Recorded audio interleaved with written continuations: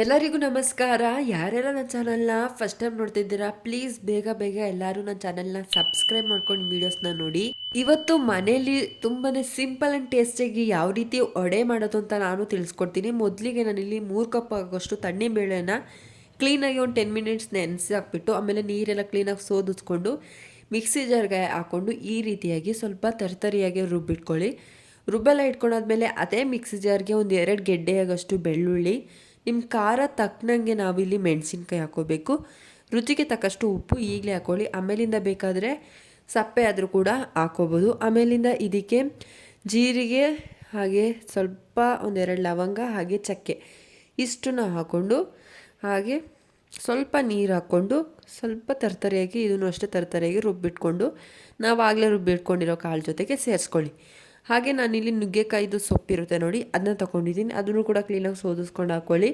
ಹಾಗೆ ಈರುಳ್ಳಿ, ಕೊತ್ತಂಬರಿ ಸೊಪ್ಪು, ಹಾಗೆ ನಿಮ್ಮ ಖಾರ ತಕ್ಕನಂಗೆ ಮೆಣಸಿನ್ಕಾಯಿ ಇಷ್ಟೆಲ್ಲನೂ ಹಾಕ್ಕೊಂಡು ಸ್ವಲ್ಪ ಒಂದು ಸ್ವಲ್ಪ ಒಂದು ಅರ್ಧ ಸ್ಪೂನ್ ಆಗೋಷ್ಟು ಅರಿಶಿನ ಪುಡಿ ಹಾಗೆ ಖಾರದ ಪುಡಿ ಹಾಕ್ಕೊಂಡು ಕ್ಲೀನಾಗಿ ಮಿಕ್ಸ್ ಮಾಡ್ಕೊಳ್ಳಿ. ಎಲ್ಲನೂ ಕೂಡ ಕ್ಲೀನಾಗಿ ಮಿಕ್ಸ್ ಮಾಡ್ಕೋಬೇಕು. ಎಲ್ಲ ಮಸಾಲೆ ಚೆನ್ನಾಗಿ ಹಿಡಿಬೇಕು. ಸೊ ನಿಧಾನವಾಗಿ ಕೈಯಲ್ಲೇ ಮಿಕ್ಸ್ ಮಾಡ್ಕೊಳ್ಳಿ.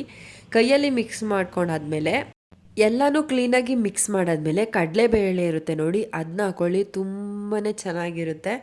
ಕಡಲೆಬೇಳೆ ಹಾಕಿರೋದ್ರಿಂದ ತುಂಬಾ ಚೆನ್ನಾಗಿ ಸೂಪರಾಗಿರುತ್ತೆ. ನೀವು ಒಂದ್ಸಲ ಹಾಕಿ ನೋಡಿ.